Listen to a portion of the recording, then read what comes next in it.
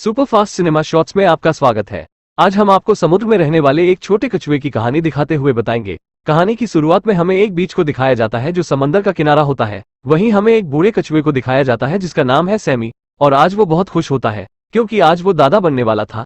Sami अपनी कहानी बताता है कि आज से 50 साल पहले उसका जन्म इसी बीच पर हुआ था जहाँ सिर्फ कछुए रहते थे। मादा कछुए एक गड्ढे बनाकर उसमें अंडे देती हैं। उनकी हिफाजत के लिए गड्ढे से सभी कछुए के बच्चे बाहर निकलकर समुद्र में जाने लगते हैं और तभी अंडे से एक और बच्चा बाहर आता है।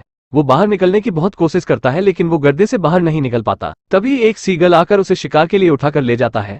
जैसे तैसे उससे वो खुद को छोड़ाकर नीचे आ गिरता है। फिर उसे सैली नाम की एक फीमेल टर्टल मिलती है। वो उसे पानी में चलने को कहती है लेकिन ऊपर से गिरने और थकान के बाद उसकी हिम्मत नहीं पड़ती। वो सभी पानी में चले जाते हैं और वो पूरी रात एक ही जगह पर रहता है। रात के समय में उसे लगता है कि सीगल फिर से उसका शिकार बनाने वाला है। तभी उसकी आंख खुल जाती है और खुद को अकेला पाकर वो बहुत दुखी होता है। तभी एक समुद्र की लहर उस तक आती है और वो एक टूटे हुए लकड़ी के ऊपर होता है जिससे वो पानी के बहाव के साथ समुद्र की तरफ जाने लगता है। पानी के बहाव के साथ वो पूरी रात उसी टूटी हुई लकड़ी के साथ घूमता रहता है। अगली सुबह जब वो पानी में जाने की कोशिश करता है तभी वहाँ 3 बड़े कछुए आ जाते हैं। उन्हें पता चलता है कि सैमी का जन्म कल ही हुआ है तो उसे छोटा समझ के उनमें से 2 कछुए सैमी को डराने लगते हैं। उसे बताते हैं कि महासागर के अंदर तुम्हें बहुत से जानवर मिलेंगे जो तुम्हें खाकर अपना पेट भरेंगे। सैमी उनकी बात सुनकर डरने लगता है लेकिन उन्हीं में से एक समझदार टर्टल उसे कहती है कि तुम्हें किसी की बातों को नहीं सुनना चाहिए, तुम्हें जिंदगी में बिना डरे आगे बढ़ते रहना चाहिए। फिर वो अलविदा कहकर वहां से निकल जाते हैं। सैमी उनकी बात मानकर समुद्र में जाने की कोशिश करता है लेकिन तभी उस पर एक पिराना मछली हमला करने लगती है और वो घबराकर ऊपर चला जाता है और नीचे देखता है तो उसे अलग अलग बड़ी मछलियां दिखाई देती है। इसलिए वो डरकर उसी लकड़ी के टुकड़े पर बैठा रहता है। वही हमें रे नाम की एक और कछुए को दिखाया जाता है जो वह भी सैमी की तरह अकेला होता है और बाकी कछुओं के साथ शामिल होने की कोशिश करता है लेकिन कोई उसे साथ नहीं रखना चाहता और उसे सभी भगा देते हैं और फिर वो सैमी से जा मिलता है। फिर बात के दौरान उन्हें पता चलता है कि वो दोनों एक ही बीच पर जन्म लिए थे, एक ही टाइम पर। यह जानकर वो दोनों काफी खुश हो जाते हैं। वो दोनों एक दूसरे को भाई मानने लगते हैं और साथ में रहने लगते हैं और इस दौरान वो साथ में समंदर के अंदर जाते हैं जहाँ उन्हें बहुत खूबसूरत चीजें देखने को मिलता है। उनका सारा दिन ऐसे ही बीतता है। धीरे धीरे वो बड़े होने लगते हैं। रे सैमी से कहता है अब हम बड़े हो चुके हैं, अब हमें भी अपनी पार्टनर ढूंढ लेनी चाहिए जिससे हमारे भी परिवार होंगे। रे सैमी से पूछता है कि तुम किसी को पसंद करते हो। सैमी सैली के बारे में बताता है जो बचपन में पहली और आखिरी बार मिली थी, जो उसकी मदद भी की थी। रे कहता है ये समंदर बहुत छोटा है, एक न एक दिन तुम दोनों एक दूसरे को मिल ही जाओगे।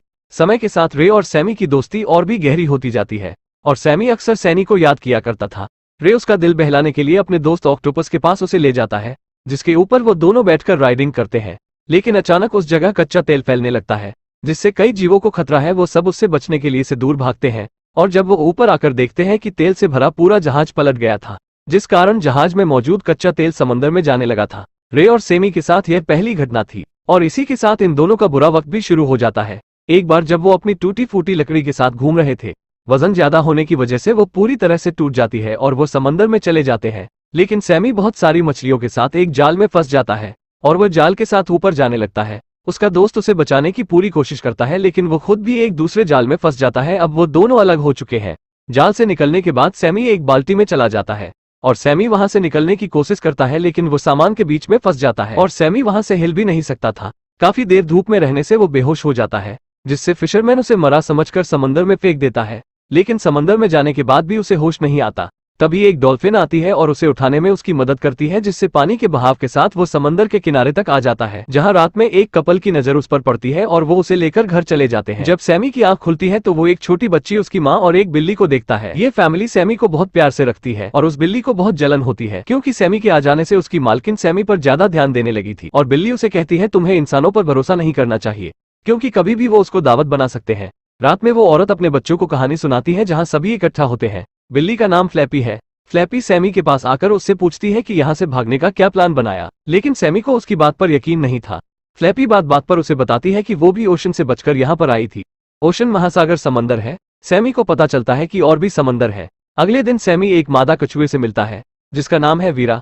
वीरा भी उससे यही कहती है कि हम कैदी की तरह कैद है, हम अपनी मर्जी से कहीं नहीं जा सकते, इसलिए तुम्हें भी भागने का सोचना चाहिए। वीरा कहती है आजादी तो समंदर में है। अगले दिन अचानक वीरा को समंदर में छोड़ दिया जाता है। उन्हें लगता है कि सैमी और वीरा साथ में नहीं रह सकते लेकिन फ्लैपी सैमी से झूठ बोलती है कि वीरा को इसलिए छोड़ा गया कि उसकी कोशिका खराब हो गई थी, इसलिए उसका टर्टल सूप नहीं बन पाता और कहता है अब वो तुम्हें इतनी आसानी से नहीं जाने देंगे।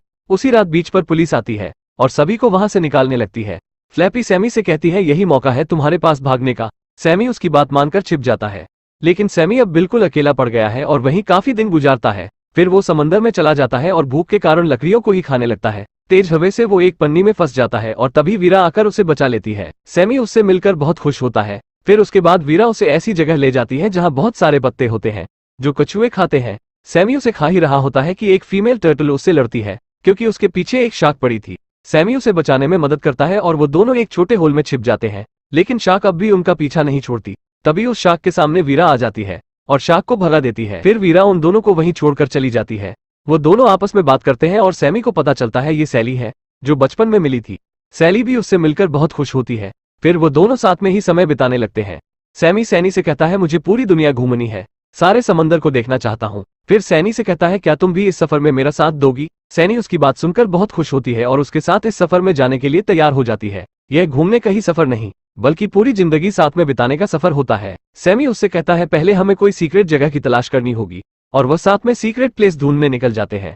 रास्ते में उन्हें एक सील मिलता है। वो दोनों उससे सीक्रेट प्लेस की जगह पूछते हैं लेकिन उसको कुछ नहीं पता होता। पर वो उन्हें एक जहाज के बारे में बताता है जहां उन्हें इस बारे में कुछ सुराग मिल सकते थे और वो उस जहाज को ढूंढने के लिए तैरते हुए कुछ बोट्स के पास पहुंच जाते हैं लेकिन उन्हें वहां कुछ नहीं मिलता। फिर वो आगे के सफर पर निकल जाते हैं लेकिन इस बार वो जंगल में पहुंच गए थे जहां बहुत सारे खतरनाक जीव है और पिराना की एक झुंड उन्हें खेल लेती है। लेकिन उनके शिकार करने से पहले एक बड़ी चिड़िया सैनी को उठाकर घोंसले में ले आती है और वहां की ऊंचाई से सैमी को एक बड़ा जहाज नजर आता है। लेकिन उस पेड़ की थाई पानी में गिर जाती है जिससे सैमी सैली से फिर जा मिलता है और वो उस जहाज का पीछा करते हुए उसके करीब पहुंच जाते हैं जिससे एक दुर्घटना से सैली सैमी से अलग हो जाती है और काफी कोशिश के बाद वो सैली से नहीं मिल पाता।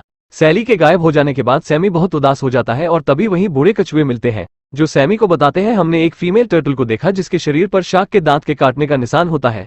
सैमी समझ जाता है कि ये सैली की बात कर रहे हैं। वो बहुत खुश हो जाता है कि सैली अभी भी जिंदा है। वो उसकी तलाश में समुद्र में कई दिनों से भटकता है लेकिन उसे सैली नहीं मिलती और वो एंटार्क्टिका में पहुंच जाता है जहां पानी कम, बर्फ ज्यादा रहती है। ठंड ज्यादा लगने की वजह से उसकी हालत खराब होने लगती है।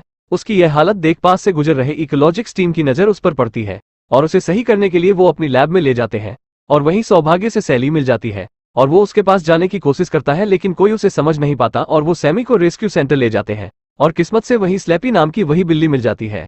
वो स्लैपी से मदद मांगता है वहां से उसे निकाल सके और तभी वहीं वो औरत आ जाती है और सैमी को देखते ही पहचान जाती है और सैमी की जिज्ञासा देख समंदर में रिहा कर देती है। वहीं से जाते समय सैमी को दो कछुए मिलते हैं। वो सैमी से मदद मांगते हैं कि एक कछुए को एक कंटेनर से निकालने की। जब सैमी वहां पहुंचता है वो देखता है कि ये तो उसका दोस्त रे है। वो एक दूसरे से मिलकर बहुत खुश होते हैं और वो रे को बाहर निकालने की कोशिश करते हैं। रे उस कंटेनर से बाहर निकल जाता है। फिर सैमी रे को अपनी पूरी कहानी बता देता है। सैमी को रे इतना चिंतित में देख अपने घर ले जाता है जहां वो रहा करता था। वहां रे सैमी को अपनी पत्नी रीटा से मिलवाता है और वही बात करने के दौरान सैमी सैली के बारे में बताता है। फिर रीटा उससे कहती है मैंने सैली को यहीं कुछ देर पहले देखा था। सैली वहीं रहने लगी थी और सैमी देखता है सैली किसी और कछुए के साथ होती है। ये देख उसे लगता है सैली ने अपना जीवन साथी चुन लिया है, इसलिए वो बिना मिले ही लौट आता है और उदास होकर रीटा और रे के पास आता है और उन्हें बताता है कि सैली ने अपना जीवन साथी किसी और को चुन लिया है। और तभी वहीं सैमी को बताया जाता है कि जिसको उसने सैली के साथ देखा था उसका नाम रोबी है, जो किसी भी शी टर्टल से फ्लर्ट करने लगता है और सैली के भी साथ फ्लर्ट ही कर रहा था। टर्की है। ये बात जानकर सैमी बहुत खुश होता है कि सैली के दिल में उसी के लिए प्यार है। वो जल्दी से सैली से मिलने जाता है जहां एक शार्क उसके पीछे लगा होता है। सैमी शार्क से उसे फिर से बचा लेता है और फिर वो दोनों हमेशा के लिए जीवन साथी बन जाते हैं। और इसके बाद से कहानी वर्तमान में आ जाती है। अंडे से बच्चे बाहर आ चुके थे। सैमी और सैली उन्हें रोड क्रॉस करवाते हैं और वो दोनों दादा दादी बन चुके थे और फिर एक बच्चा उस गड्ढे से बाहर नहीं निकल पाता।